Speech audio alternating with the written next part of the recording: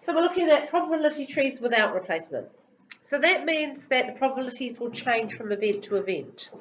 So you've got to be having your mind quite clear what the event is, all right, to be able to do this. And one of the things you need to realize this year is you don't need the whole probability tree. You only need as much of it drawn and informed as you are using to answer whatever questions they've given you. So we need to first of all work out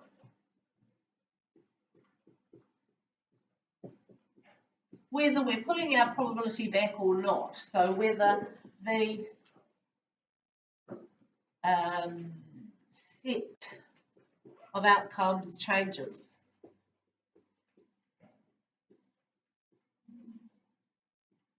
And it also pays to have a look at what you're finding. Okay, so we've got Corey. Corey has a sock drawer.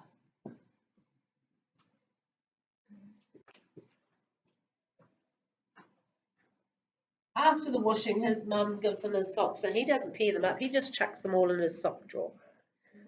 All right, so in his sock drawer he has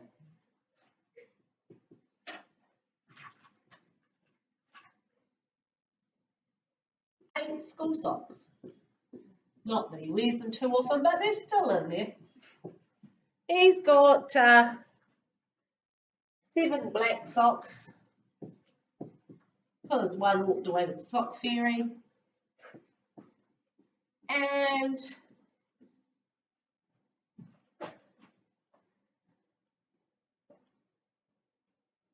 5 sports socks. He doesn't actually care what he's going to put on, as long as it's a pair. He's quite pedantic about this. Must be a pair of socks, unlike lots of people who like to actually try hard not to wear a pair of socks. Corey wants a pair of socks. So we need to try and work out what the probability is that he will pick a pair.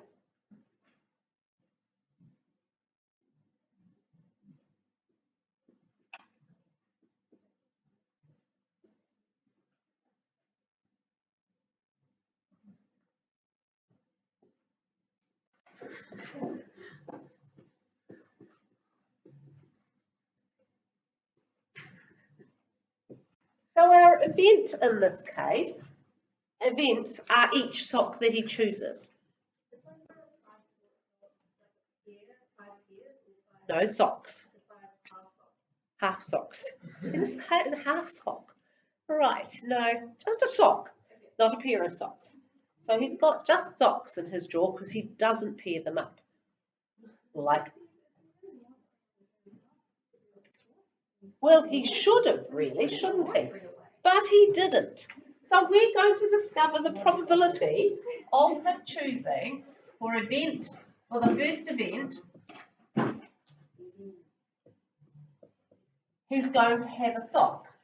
When he puts his hand in the dark to pick out his socks, because he gets up really early in the morning to come to AM Mayhem, he's got the choice of a school sock, a black sock, and a sports sock. His second event is choosing his second sock. So he might actually do these at the same time because he obviously can't pick the same sock. So event 2 is the second sock. So once he's picked a school sock, he's still got school socks, black socks. And once he's picked a black sock, he's still got all 3 choices. And ditto here.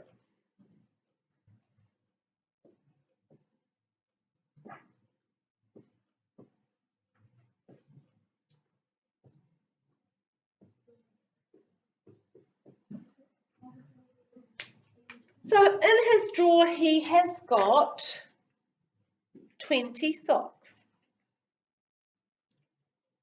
So it is out of 20.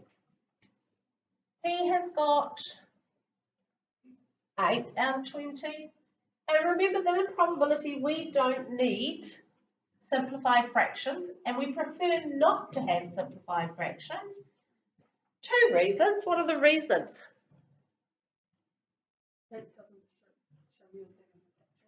Correct. The unsimplified fraction gives us more information about whatever it is that we are trying to discover in probability. So it gives us our sample set or our different ways we can put things together. What's the other reason? No, it's even more. No, it's that you're not very good at simplifying fractions.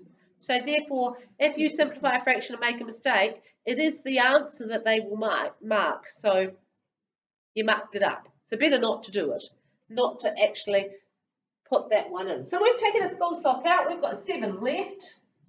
We've only got 19 socks though. We've got 7 of these ones as well. And we've got 5 of these ones. We took a black sock. We've got 8 and 6 and 5.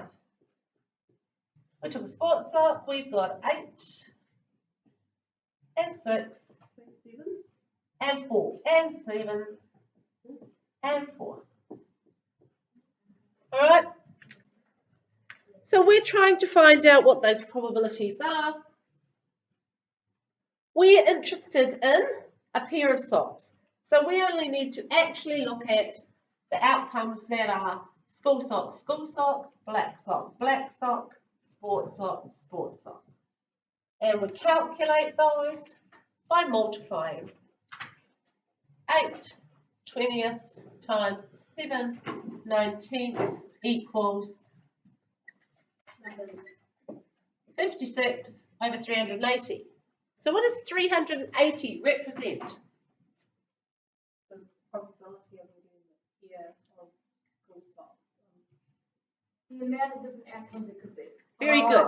The amount of combinations of all 20 socks in his drawer if he picks one out and then another out. There are 380 different ways he could do that. So if his black socks had, I don't know, Mum would put little pink marks on one sock. I don't know. You don't know how they do, those mums. My mum did anyway. So they'll all be out of those 380 possibles, but there are 42 of those possibles that would be selecting the black socks.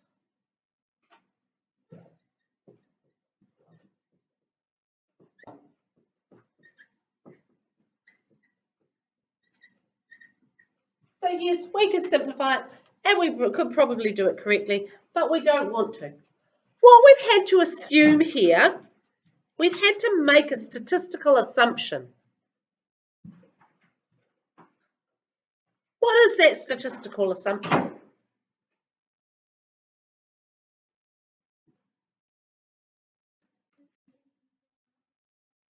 It's very close.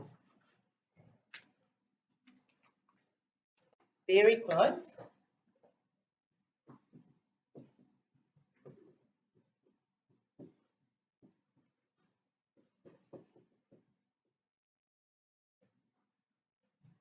That the two events are independent.